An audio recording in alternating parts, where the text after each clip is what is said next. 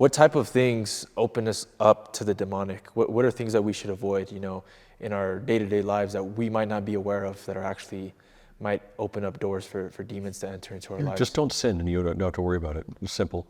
So obviously, whenever we sin, we align ourselves. This is kind of what salvation will be, is one of the ways of looking at salvation is have we aligned ourselves more with the angels or the demons?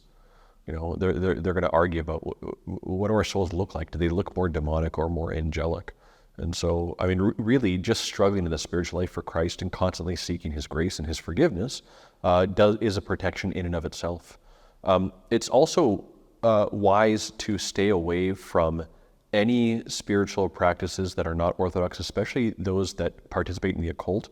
Some people make light of these things and they don't actually think they're participating in them, the Ouija board and things like that. But even in other areas, becoming obsessed with horror movies and those types of things. In the vast majority of cases, are you going to see direct and overt possessions after these? No, probably not. But we do acclimate ourselves to evil in that sense. To be entertained by evil is a really, really odd thing. To be entertained by watching somebody go around and kill people is odd. And to be entertained by some of the demonic movies is odd. So I had a man in my first parish come up to me right as I was about to begin Orthros one Sunday.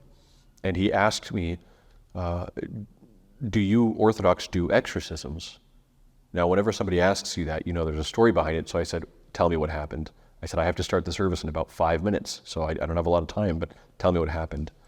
He said that he thought it would be funny to take some occult imagery and to make on Halloween a fake casket with a rope and to drag it around town. And just to kind of mock some of the Christian beliefs about death and the demonic and things like that. And he said ever since he had done that, he had felt a presence behind him. And that he was waking up in the middle of the night with scratches on his body, hearing growling. And at one point he woke up and he saw a dark figure above him with this hot breath right on his face. And he said no matter what he had done, he couldn't get rid of it. This was about 3 weeks after Halloween. And he said he really regretted what he had done. I told him, listen, I don't have a lot of time right now, and I was a very new priest. I needed to kind of consult at that time.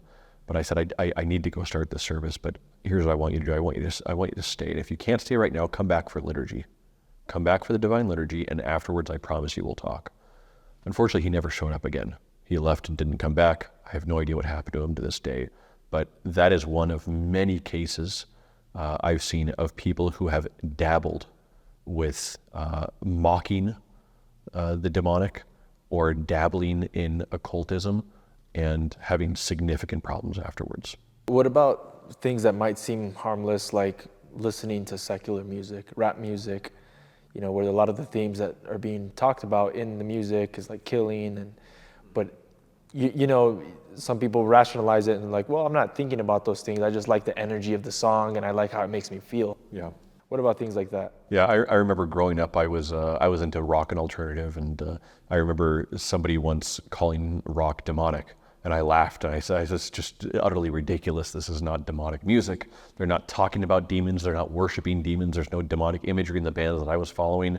But as I grew older and hopefully matured a bit, I started to see that when we say that things are demonic, we don't necessarily mean demonic in the overt sense.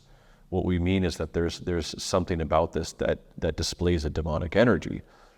It's kind of interesting. I would listen to some of that music, and I would notice that I would be an angrier person after listening to it.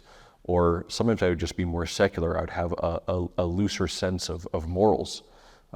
So these things do get into us, and we have to believe that. We have to believe that what enters the body in the senses doesn't then just pass through and leave us without leaving its mark. Everything we consume in that sense leaves some sort of fingerprint. And the fingerprint of secularism itself may not be, again, overtly demonic, but does it lend itself towards a more secular perspective, which means less Christ-centered? Yes. And is that not in itself a form of being demonic? So again, this is not necessarily going to lead us to demon worship, and I think that's what a lot of people assume. But it does actually acclimate ourselves to an anti-Christian worldview. And so we need to be cautious about those things.